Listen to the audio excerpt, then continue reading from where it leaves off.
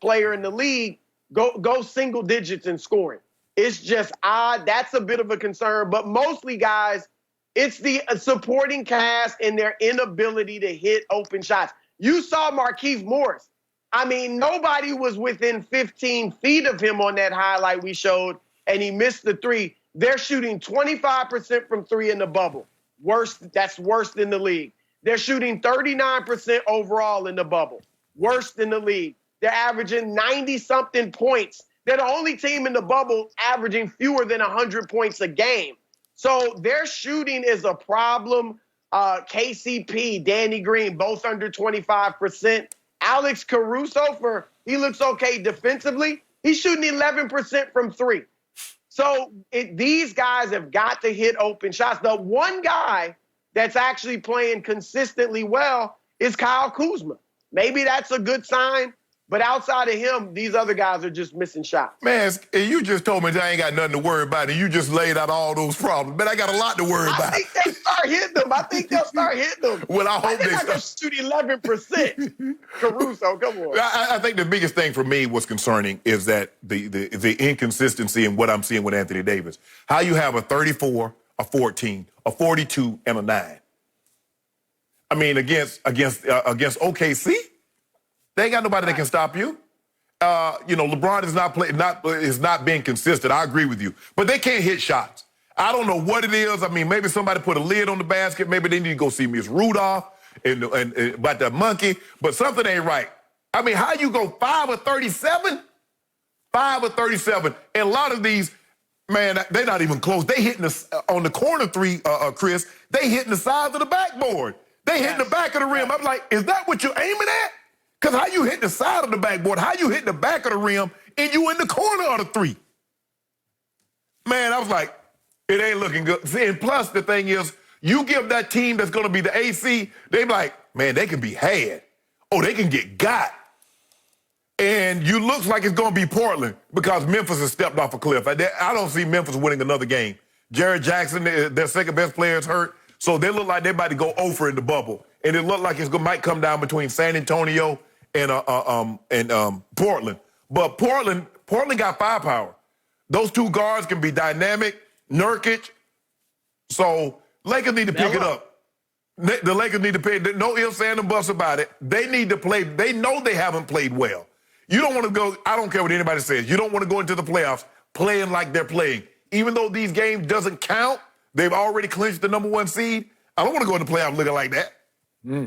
Shannon, you just left out the New Orleans Pelicans. Hey, y'all ain't doing nothing. You left them out. They ain't doing nothing. I hope we get there. You're going to regret leaving them out. And we'll start seeing that in just a couple of hours here because they're playing at 10:30 Pacific time, right? Yeah. 10:30 or 1:30? Yeah, 1:30 Eastern time.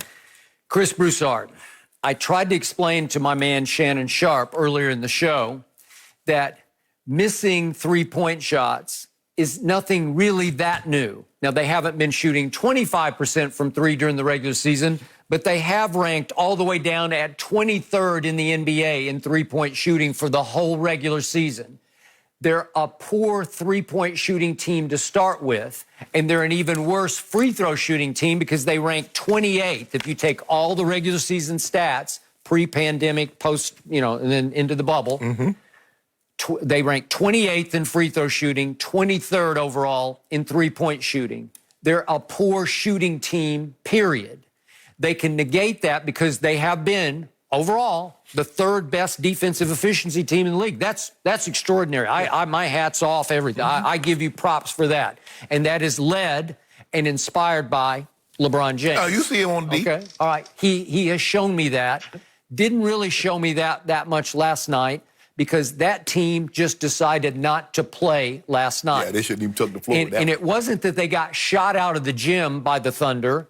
The Thunder shot 5 for 24 from three, so they only made 5 and shot 20.8%. But your team shot 5 of 37, so it's 5 to 5. But still, you never led in this game because your co-star did not care about playing last night. And I remind everybody that the Anthony Davis, who took 14 shots in the first quarter against Utah and came out on a mission to say, watch this against Utah. the Lakers psychologically own Utah. But last night, he took 9 total shots. Is that right? No, 11 total shots. And I can't remember any of them because they were all uninspired and forgettable. So, Chris, we did a story a couple days ago, reported from the bubble, that LeBron and Anthony Davis have decided to say no to shoot-arounds.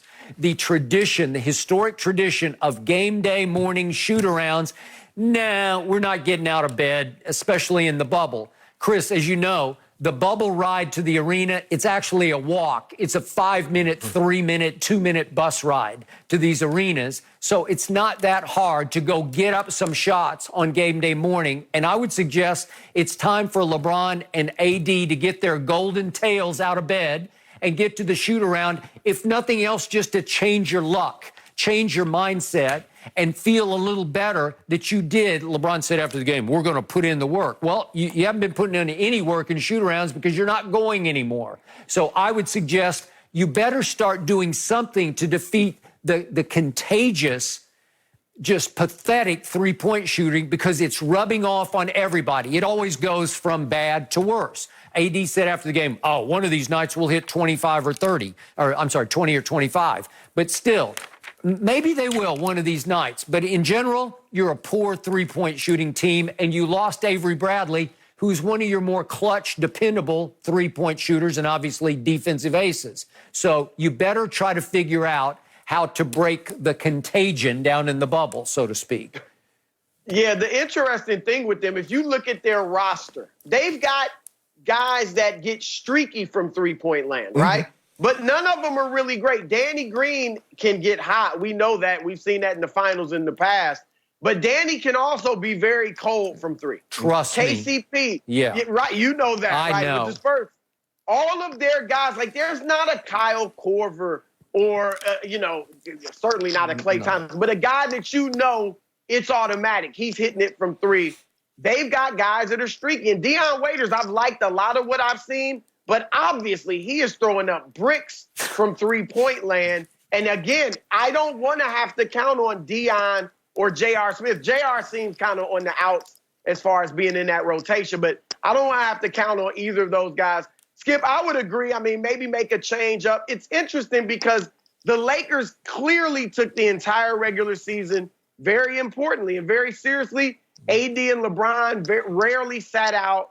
And now they seem to be taking a different approach where, we just want to be ready for the playoffs. We've clinched the 1 seed and things like that. They may need to backtrack and just play hard these last, 4 games and then go into the playoffs rolling. But that's my only point. That's my only point. The shots go in, they don't go in. Okay, I can live with that. But that effort that they put forth last night, nah, y'all got to miss me with that one. I can't deal with that. That's the problem that I got, Chris. I understand that this is a make-or-miss league, and guys get hot, and like you said, they don't have a Klay Thompson that you can just basically say, man, he get that wide open, that's going to be automatic. They got streaky shooters. They got guys that can go 5, 6, 7, hit 5, 6, 7 in a game. And then the next game, the next 2 games, they might not go make 5 combined. We get that. But that effort, nobody gave a damn last night about that game.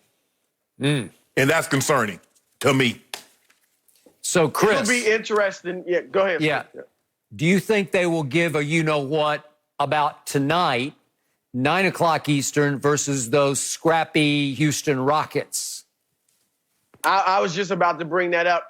That's a great question because you can look at it several ways. Are they upset?